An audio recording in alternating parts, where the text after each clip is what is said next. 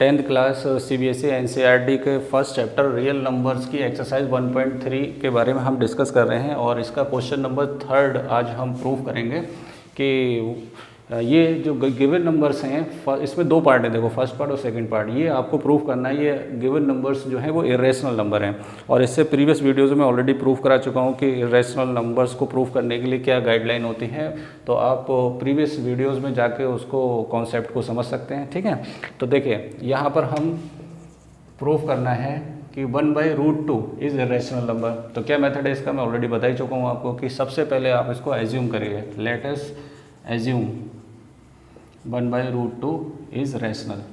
पहले आप इसको एज्यूम कर लीजिए कैसा नंबर है, रैशनल। अगर ये रैशनल की कंडीशन फुलफिल नहीं करता है तो बाय कॉन्ट्राडिक्शन मेथड ये क्या हो जाएगा, इरेशनल हो जाएगा। तो रैशनल की कंडीशन क्या होती है कि जैसे ही आप इसको रैशनल मानेंगे तो ये a/b या p/q की फॉर्म का होगा। तो मैंने a/b ले लिया है। ठीक है, अब यहाँ पर कंडीशन क्या होती है कि a एंड b आर को प्राइम।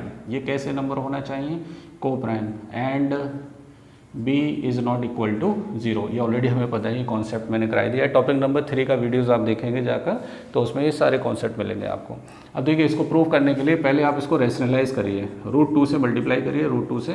आप स्क्वायर भी कर सकते हैं दोनों तरफ, बट ये ज़्यादा बेटर है। देखिए a/b, तो ये हो गया √2 अपॉन √2 कितना हो गया 2 इज इक्वल टू किसके इक्वल हो गया a/b। तो यहाँ से √2 किसके बराबर हो गया 2a/b। तो देखिए यही आपका रेड बटन आ गया। रेड बटन मीन्स फिर से वही बात कि ये टर्निंग पॉइंट है आपका। तो देखिए 2 क्या है, इंटीजर, a क्या है, इंटीजर, b क्या है, इंटीजर। तो इंटीजर अपॉन इंटीजर p/q की फॉर्म का है, तो ये रैशनल नंबर हुआ। ये क्या इंप्लाइज कर रहा है कि √2 भी क्या होना चाहिए, रैशनल। बट फैक्ट क्या होता है कि √2 रैशनल नहीं होता है, √2 क्या होता है, इरेशनल होता है। तो ये बात गलत हो रही है, रॉन्ग हो रही है, ये बराबर नहीं आ रही है। ये बराबर इसलिए नहीं आ रही है क्योंकि हमने जो अजम्पशन लिया है वो गलत लिया है। तो ये हमारा अजम्पशन रॉन्ग हो गया। तो इसलिए ये नंबर रैशनल ना होकर क्या होना चाहिए, इरेशनल होना चाहिए। बस यही बात हमको लिखना है। तो देखिए कैसे लिखेंगे, as 2, a and b are integers therefore 2a/b is rational. ये कैसा नंबर होगा, रैशनल। विच इम्प्लाइज दैट, इसको हम क्या पढ़ते हैं, विच इम्प्लाइज दैट या इम्प्लाइज दैट बोल सकते हैं। Implies that √2 is rational, √2 is rational. मतलब इसके अकॉर्डिंग क्या पता चल रहा है कि √2 भी कैसा नंबर हो रहा है, ये रैशनल नंबर हो रहा है। बट √2 रैशनल नंबर नहीं होता है। तो क्या लिखेंगे, बट दिस कॉन्ट्राडिक्ट्स द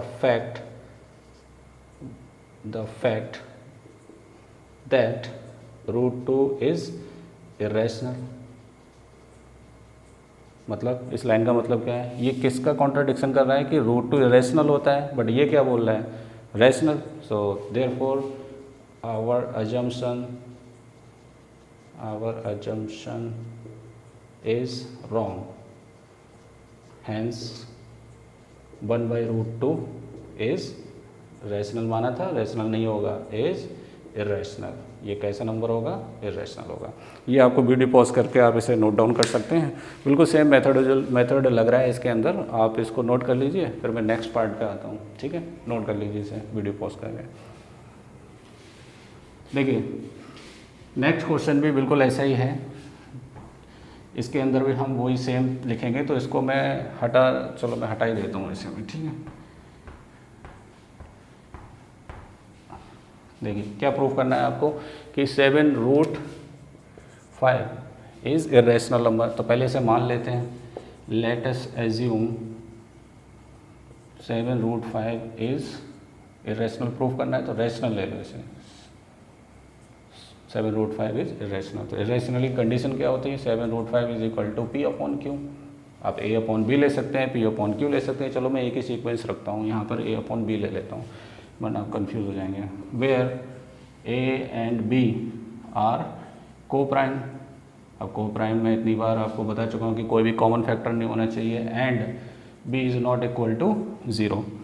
अब देखिए अगर ये को प्राइम की कंडीशन के अकॉर्डिंग अजम्पशन रॉन्ग आता है तो ये रैशनल ना होकर क्या हो जाएगा, इरेशनल हो जाएगा। तो इसको प्रूफ करने के लिए √5 = a/7b लिख सकते हैं। अब ये आपकी रेड बटन वाली कंडीशन आ गई। अब देखिए ये टर्निंग पॉइंट है। क्या टर्निंग पॉइंट है कि a, b and 7 are integers and b is not equal to 0, क्योंकि b डिनोमिनेटर में 0 नहीं हो सकता। So therefore a/7b is rational. ये नंबर कैसा होना चाहिए, रैशनल। विच इम्प्लाइज आप ऐसे भी लिख सकते हैं, लैंग्वेज में भी लिख सकते हैं, ये इम्प्लाइज का साइन भी बना सकते हैं। Which implies that √5 is also irrational, sorry √5 is also rational, इसके अकॉर्डिंग, क्योंकि ये बराबर आ रहा है। √5 इज़ ऑल्सो रैशनल, बट